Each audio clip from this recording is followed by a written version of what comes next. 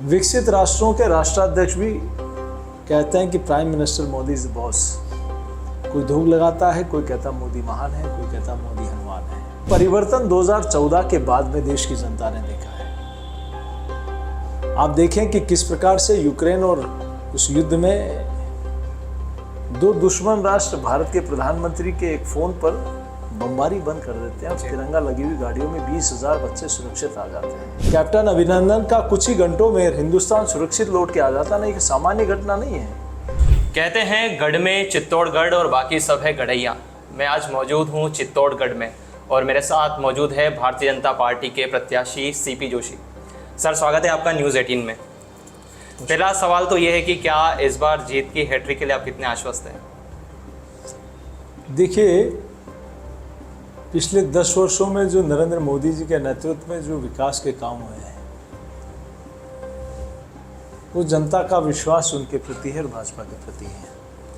और हम आश्वस्त इसलिए हैं, जनता के बलबूते जनता ने देखा है और तय किया है कि कांग्रेस कई वर्षों तक देश में शासन में रही।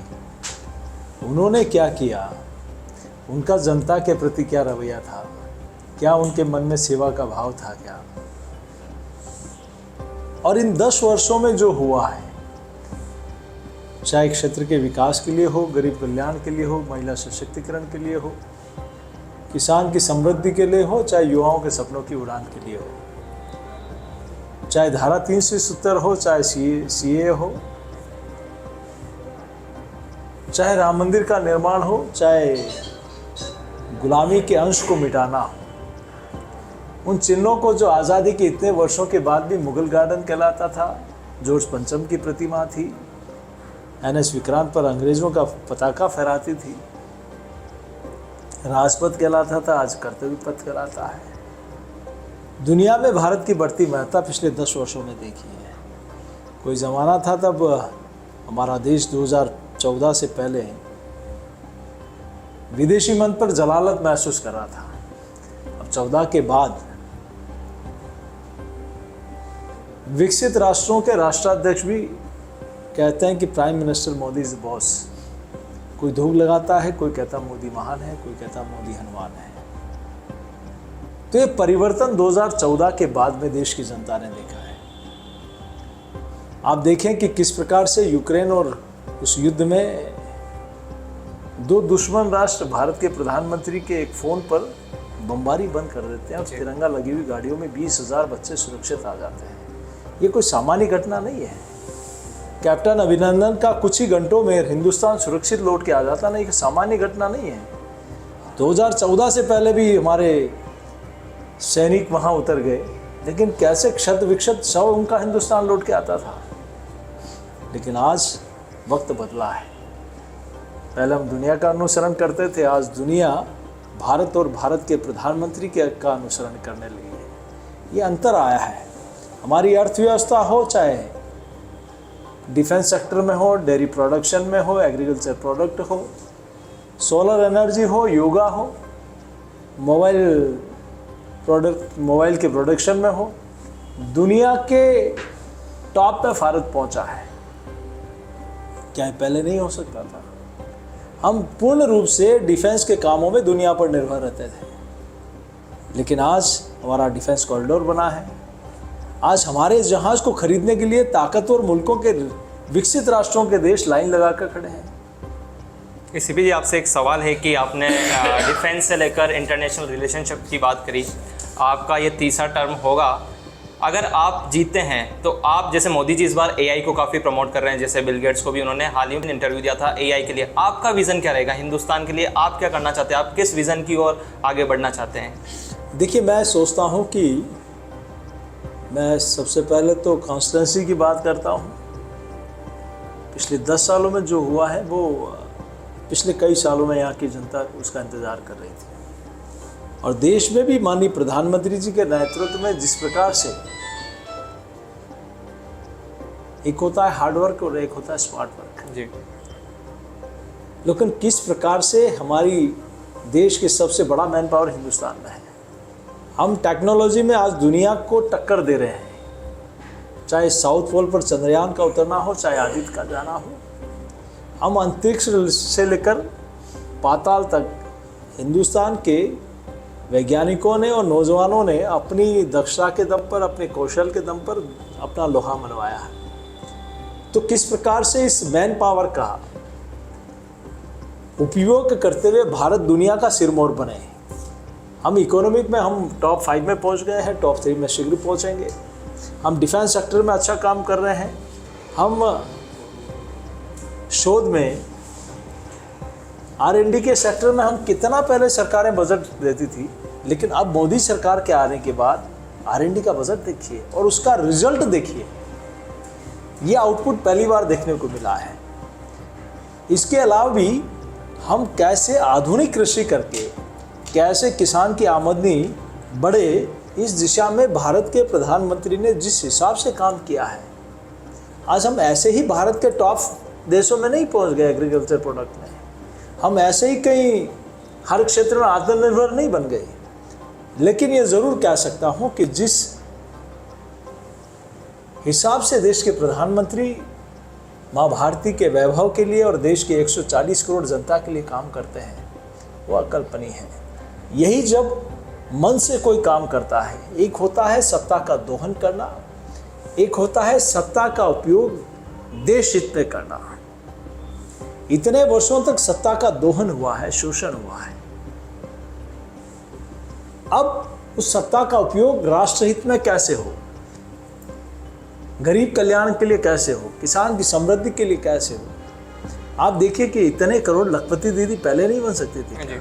इतनी महिलाएं आत्मनिर्भर पहले नहीं बन सकती थी क्या? क्या किसी सैनिक स्कूल में बेटियां इतने वर्षों पहले स्कूल में एडमिशन नहीं ले सकती थी क्या? CRPF और CISF में पहले 33% आरक्षण महिलाओं को नहीं हो सकता था क्या? क्या लोकसभा और विधानसभा में 33% रिजर्वेशन पहले नहीं हो सकता था क्या? लेकिन कोई इस दिशा में सोचने वाला नहीं था। सिर्फ देश की आज़ादी का 50% जो आबादी है उसको सिर्फ नारे और वादे दिए गए। इस देश की गरीब तबके को नारे और वादे दिए गए। आप देखो कि क्या हर व्यक्ति का बैंक में खाता खुलना, शौचालय बनना, आवास बनना, उज्ज्वला का कनेक्शन मिलना, किसान सम्मान निधि मिलना, आयुष्मान कार्ड मिलना, गरीब के घर में उज्ज्वला का बिजली का कनेक्शन होना, पंडित दीनदयाल उपाध्याय ग्राम ज्योति योजना में गांव में सड़क बनना, कैटल शेड बनना, नरेगा का रोजगार मिलना, क्या ये काम पहले नहीं हो सकते थे? मोदी जी का ही इंतजार हो रहा था।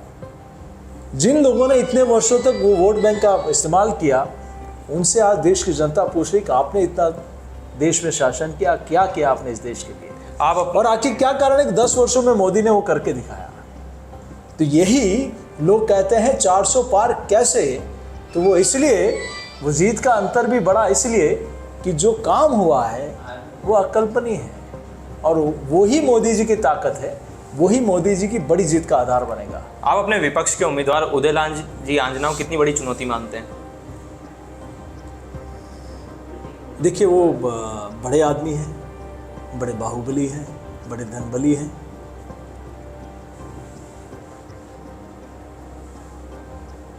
वो मंत्री भी रहे, वो सांसद भी रहे। मैं 10 साल से रहा, मुझे भी जनता का अधिकार है कि आपने 10 साल में क्या किया पूछने का राइट है। लेकिन उनसे भी मैं पूछना चाहूँगा, हाथ जोड़कर विनती है उनसे कि आपने मंत्री रहते हुए इस क्षेत्र के विकास के लिए क्या किया? आपने सांसद रहते हुए अपने क्षेत्र के लिए क्या किया?